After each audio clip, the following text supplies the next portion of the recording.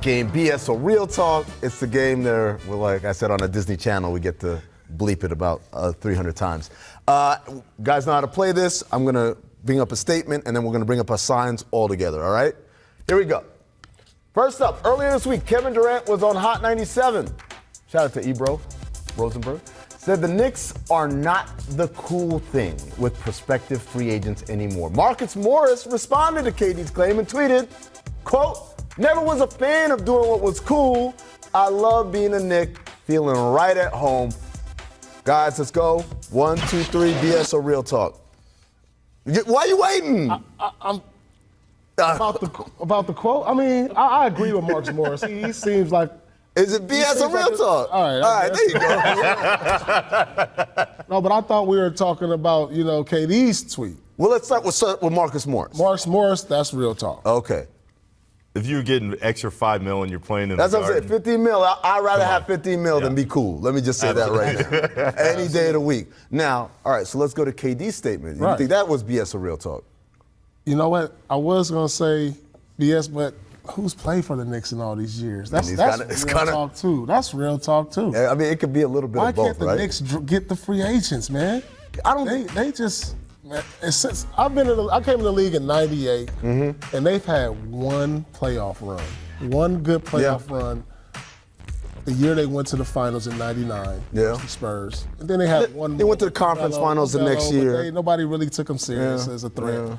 It's unbelievable, a franchise that big on the market that just can't get the players. That's depressing.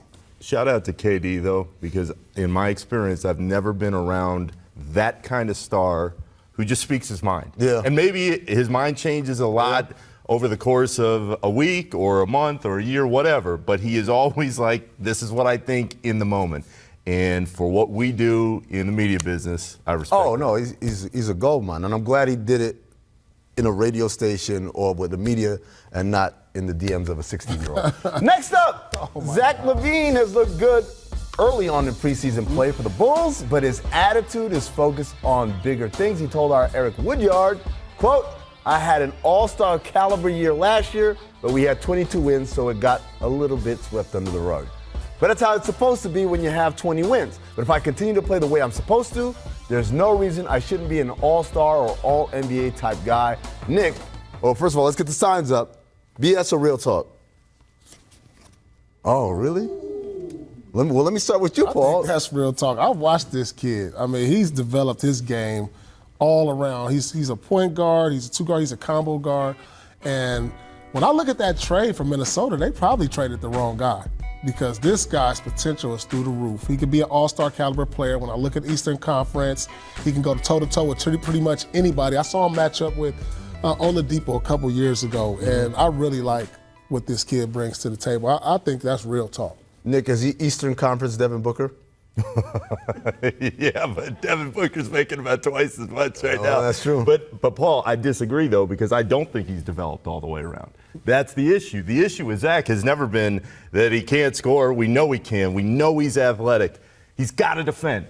If you told me right now that Zach LaVine could defend better this year and still put up numbers and they won more games, sure, I'm believing it. But nothing that we have seen to this point would lead you to believe that LaVine is going to be that much better of a defender, and by proxy, the Bulls are going to win that many more games. And you need both of those things to go with the offensive numbers. I think he can actually survive without the defense if they're winning, but you could probably make the argument that they're not going to start winning until he has a bigger commitment on the defensive end. To me, if you're a young player and you're putting up numbers in this league, but your team isn't good, you can book trips to Cancun every February because no one's going to pick you as an all-star. I mean, that's the problem with LaVine, though. His teams have never been good. Right. They have been awful, and that's not all on him because he has plenty of talent. But historically, those teams are bad. He's got to prove that he can be the leader, and by being the leader, you got to play on both ends. All right.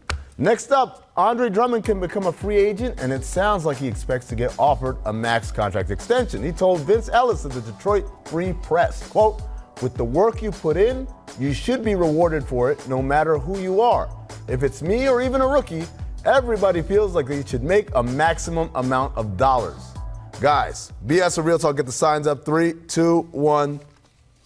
Oh, yeah. Who don't feel that? Who don't feel like they should make a maximum amount of dollars? I mean, we all know your pro career is short-lived. I mean, some guys play 2 or 3 years, so you try to maximize your dollars, period.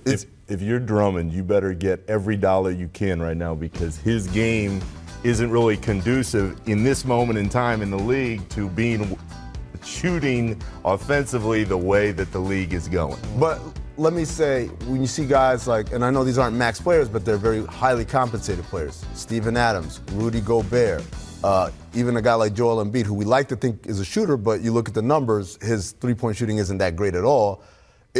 I kind of feel like we say, oh, bigs don't matter anymore, the game has changed. But I see these guys all around the league who are still playing in the paint. So is he a max guy in your eyes, Paul? The way the league is, he's a max guy for sure. Yeah. I mean, you got guys who come off the bench making 15, 20 million. I mean, goodness. He's a max guy. But we're talking about 37, 38 million. In rebounds, he gives you interior defense, he gives you a presence. In this league today, he's a max guy, 100%. I don't know how many teams are going to be lining up. I don't know who's going to give it to him. Yeah. But in theory, I see what you're saying. In theory, is he a max guy? Yeah, but is he actually going to sign on the dotted line for max money when the time comes? Hassan Whiteside was the other name I was trying to think of. Now, he is a max guy from his last contract. Exactly. Yeah, but is he a max guy? Well, see, I think most people would take Andre Drummond over Hassan Whiteside. In a heartbeat. So by that token, if I'm Andre Drummond's agent. That was a few years ago with Whiteside. I mean, Drummond comes in at a bad time, and sometimes timing is everything, and he doesn't have that on his side in the moment. All right, last up, Magic coach Steve Clifford said on the Jim Rome show, when asked about Markelle Fultz, quote, I think he's feeling better and better physically. He's going to be a big part of our team. Guys, BS or Real Talk, 3, 2, 1. I'm just gonna fan myself here because whatever the middle is on this man. I mean, how do you know? How do you know what Fultz is gonna be? Nobody knows. That's why this thing is just gonna spin until the end of the year. I want to believe, as somebody who grew up in Orlando, that Fultz can turn into the star everybody wanted him to become. I just don't have that confidence, having seen what he's done in the league so far. You know, there's an old saying. Fool me once, shame on you. But fool me, you can't fool me again, right? I've heard that before somewhere. The idea that, remember Markelle Fultz, was it last year, came back in Philly and they said, we're going to start him, and everyone was like, he's fixed, and he worked out all summer long. And then within a week or so, we were like, no, it was just kind of that hype machine. So, Paul, are you buying into the Fultz hype machine, or are you wait and see? I can't buy into it. I mean, we've seen flashes of him in the preseason. I can't buy into it till I actually see it. I mean, we haven't seen this kid since he's come into the league but play a handful of games. I mean, yeah, he's come out here, made a few buckets, made a few dunks, but we got to see this throughout the course of a season. I mean, preseason, I don't know. Looks, like I said, flashes, but the two things for me see it. Are, one, regardless of whether he can shoot or not, that has no bearing on his ability to play defense, his ability to drive to the basket, to continue to be dynamic. That was one of the things I saw in Philadelphia. He used to get, kind of crushed a little bit because he wasn't hitting a shot, so everything else kind of deteriorated. The other thing is, Orlando doesn't have a lot of depth in the backcourt. They're a team with a lot of bigs. Last offseason, they went out and got more bigs. I don't know why. But so there's opportunity for them. There's a need. I'm still curious to what the injury was. Like, what was it? Here. That's what I'm saying. So, like, it was no real, I mean, I don't know. But that's why Steve Clifford said exactly what he said. Because you've got a kid who's dealing with some confidence issues on the floor. So you got to pump it up every chance you get. So I understood why he said what he said, but I don't think he even believes what he said in the moment. You're shocking for an NBA coach, huh? You're still a coward. Oh, I'm going to fan it this way. I mean, come on now. Markelle Fultz is the ultimate. Which way does it go right now? Coming up, expect Kawhi's final dominance to carry over this season. We'll discuss after the break. But first, here's what The Jump recommends today. Zach Lowe has released Part 1, teams 30 through 16 of his 2019-2020 NBA League Pass rankings on ESPN.com. Check it out during the break because when we come back, I have a feeling we'll talk about it a little bit.